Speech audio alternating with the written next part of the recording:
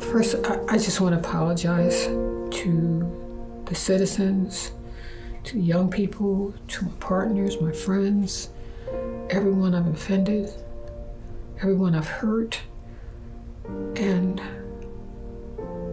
the city's image. By pleading guilty and by being involved in all of this that has led me here today has created such a ringing negativity on our city. And I know better who I am, but I also know where I am right now. And I accept responsibility. I accept total responsibility. I've pled guilty. I'm sorry. I don't think I could say it. I don't know any other words that could be stronger. I'm so sorry. I really am sorry.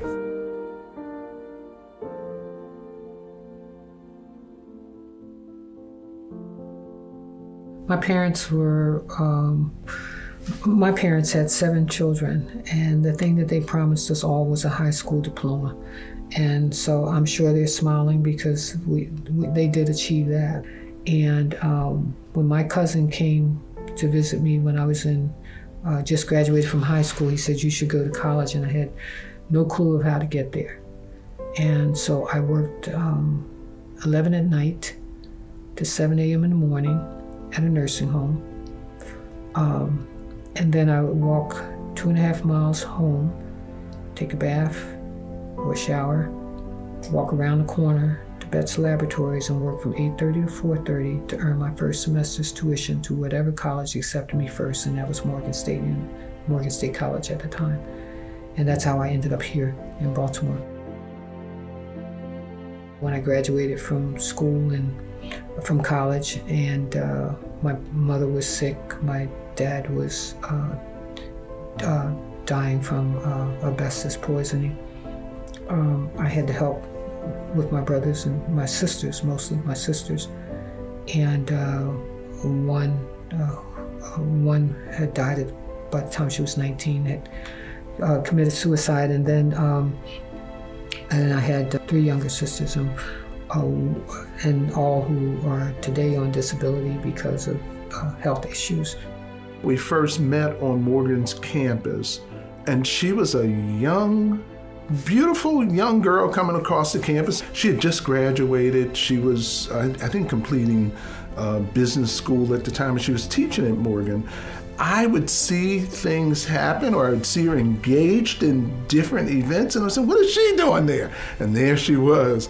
I started out as a banker, and what I didn't see, because I eventually was allowed to analyze financial statements and determine companies' lines of credit, but what I didn't see were Black people coming in and getting lines of credit. And I'm like, well, how are our businesses growing? How are our businesses sustaining themselves? She was at the heart of that, and at the heart of literally a dozen or more businesses getting money in the early 70s so that they could contribute to the Black community and build up and become whatever we have now stands on the back of that work that was done in the early 70s.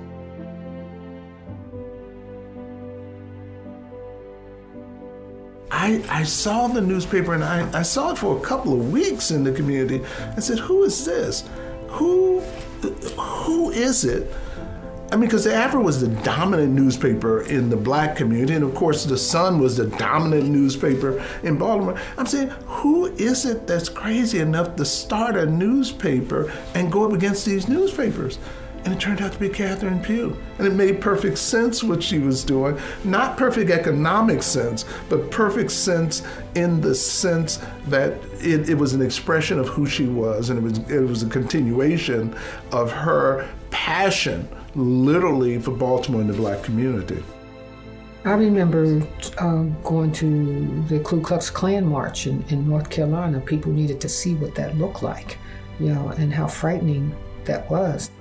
I remember covering the Miami riots, and then going to the Congressional Black Caucus and taking the Greyhound bus to Chicago and staying in the YMCA to see Burton Jordan's last speech as president of the National Urban League, and bringing that information back to the community.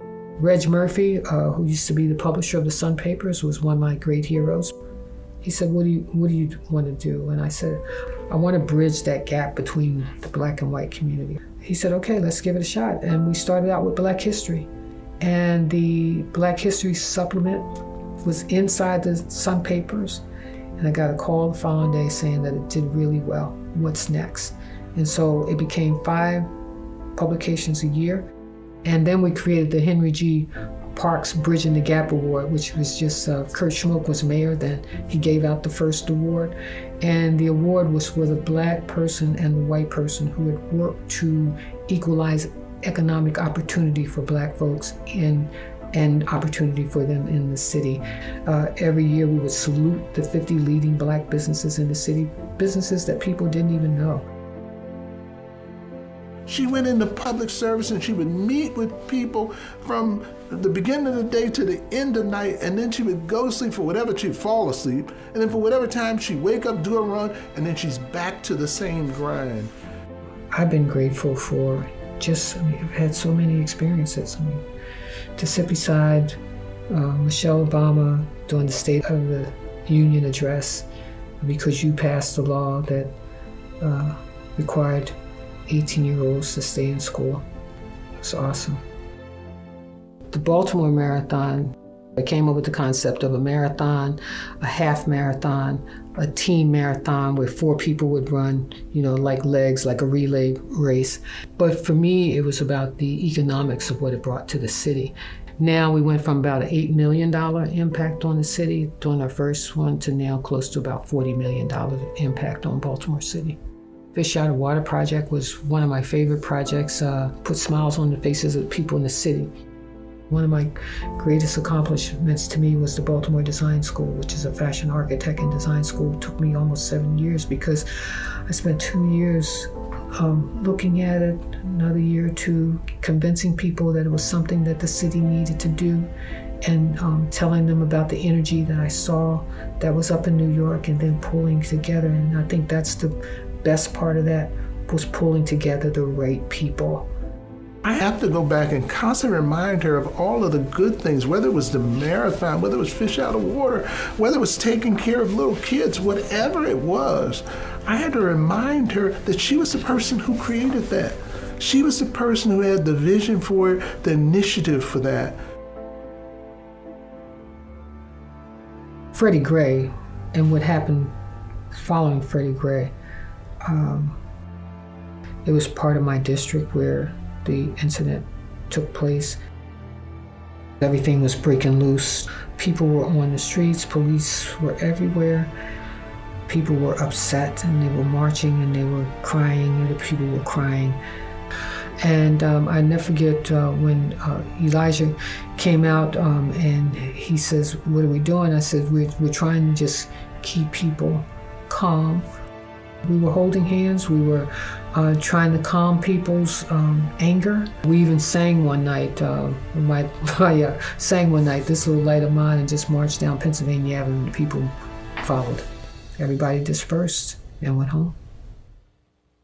Catherine, Elijah, and so many others played a leadership role in trying to steer the community, trying to make the community safe and keep things in line. Catherine's role in it, her participation in it, becomes a moment captured in history. And so it becomes part of that legacy, that rich legacy, and part of that story about it that I don't think should be forgotten. I think it has to be weighed into whatever discussion we have about Catherine Pugh. I had run for mayor before, and I wasn't looking to run for mayor again.